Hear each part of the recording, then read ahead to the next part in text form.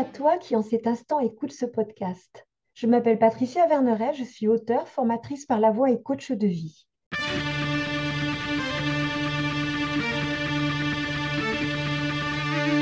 De par les cours que je donne, je suis en lien avec des jeunes gens entre 18 et 25 ans.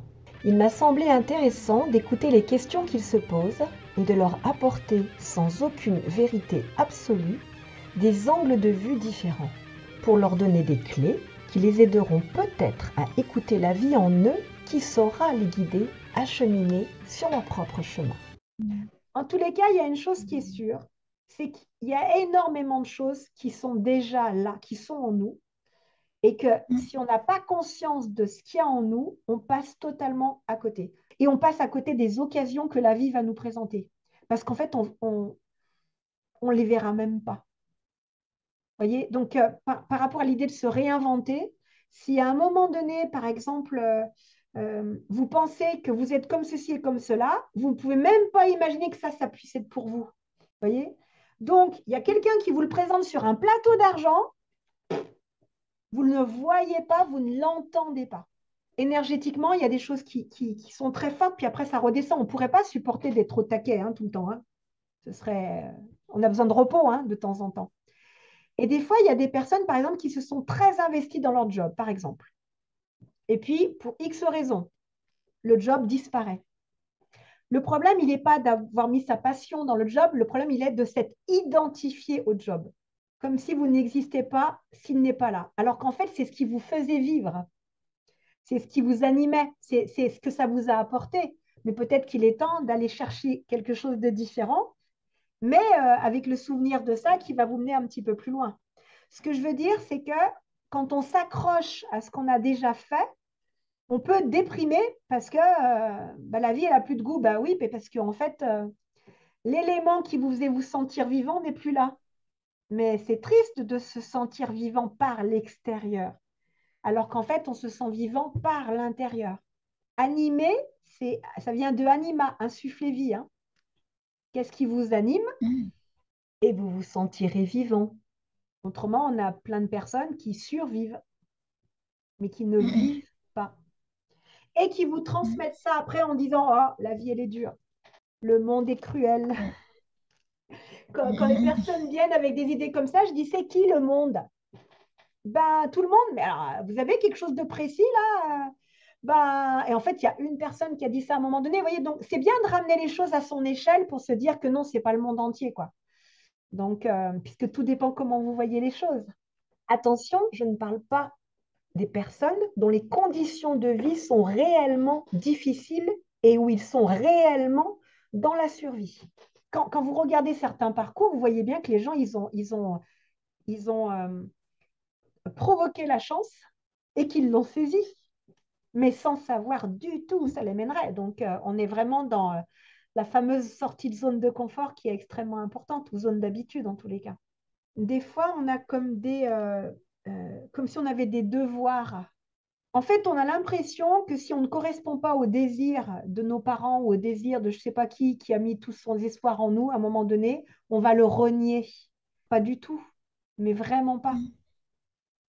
Donc, c'est important de respecter ça. En fait, des fois, les personnes pensent que respecter, c'est être d'accord. Mais non, respecter, c'est ne pas juger et se dire, OK, tu as le droit de penser ça.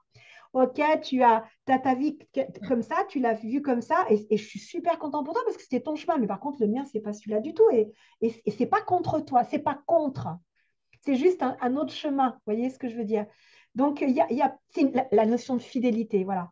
Et des fois, dans l'inconscient, c'est comme si on devait être fidèle parce qu'il y a nos ancêtres, il y a allez, 3 générations qui a eu quelque chose et tout le monde doit lui être fidèle derrière. Mais alors qu'en fait, peut-être que cet ancêtre, il a eu le courage d'aller à l'encontre des choses, mais après, faites la même chose, quoi, entre guillemets, sans forcément aller contre. C'est de toujours regarder ça, est-ce que c'est juste pour moi? Qu'est-ce que j'ai envie de garder pour moi? Et après, qu'est-ce qui est vraiment que moi, qui n'a rien à voir, mais que grâce à ce que mes ancêtres ont fait, ont réalisé, c'est des super fondations pour m'aider dans mon propre projet à moi, quoi. Vous voyez? Donc, Et même par rapport à soi, vous savez, des fois, on dit, mais moi, j'ai qu'une parole. Alors oui et non, c'est pareil, ça dépend, c'est une question de circonstance. C'est-à-dire qu'à un moment donné, si ça fait qu'on change jamais, plus jamais d'avis, et puis si c'est à un moment donné, vous avez une parole, mais que vous êtes tellement épuisé que vous ne pouvez pas y aller, c'est-à-dire que vous ne vous écoutez pas et que vous allez vous faire du mal, quoi. Donc c'est pas correct, vous voyez. Donc en change, vous avez dit un ajustement permanent. Ben, j'ai envie de dire que c'est pareil pour notre intérieur. C'est un ajustement permanent dans le sens, ce qui est juste hier n'est pas juste demain. Peut-être que là, pour cette circonstance-là, j'ai plus besoin de ma tête à cette étape-là. Mais en même temps, le reste n'est pas complètement éteint. Ça reste un peu moins, mais c'est là pour soutenir. Puis peut-être qu'à un moment donné, ah, attention, la tête, elle a trop pris le dessus. Je reviens un peu parce que là, d'alterner entre des notions de lâcher prise et des notions de passer à l'action volontaire. Vous voyez ce que je veux dire?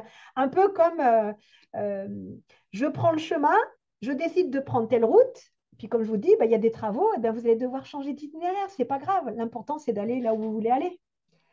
Mais si vous restez dans c'est ce que j'avais décidé au départ, donc on est sur de la souplesse, souplesse intérieure. Et la souplesse, c'est je vais de l'un à l'autre et je suis OK dans tout. En fait, c'est ça, je suis à l'aise dans tout. À l'aise dans tout. Et des fois, ce sera un peu plus fort et des fois un petit peu moins fort. Et c'est OK. Comme la voix qui se module quand on chante. Des fois, on a besoin qu'elle soit plus puissante. On a envie qu'elle soit plus puissante. Puis des fois, on a envie qu'elle soit plus douce. C'est OK. Par contre, quand elle n'est que douce, on n'a pas vraiment de choix. Et quand elle n'est que puissante, eh ben, on n'a pas vraiment de choix. Donc, si vous voulez avoir un maximum de choix, en disant ça, je me rends compte que avoir beaucoup de choix, des fois, ça fait peur. Hein. Mais en tous les cas, si vous voulez ouais, pouvoir être le plus possible actrice de vos vies, c'est ça en fait. Conscience de soi, écouter, qu'est-ce qui est juste ici et maintenant. Est-ce que ce qui est juste pour moi entre en conflit avec mon environnement? Si oui, est-ce que je suis OK avec cela et prêt à faire les changements et à prendre la responsabilité des conséquences ou pas? Il n'y a pas de bien et de mal à cet endroit-là. Hein. Mais il est important d'intégrer son environnement à ce qui est juste pour soi. Et de se rappeler que ce qui est juste ici et maintenant ne le sera pas forcément dans un an. Et c'est pas grave, c'est comme ça, c'est l'évolution. Ce podcast se termine. J'espère qu'il t'aura mis en mouvement pour te rapprocher un peu plus de ton être profond. N'oublie pas, toi seul sais ce qui est juste pour toi-même. Merci pour ton écoute.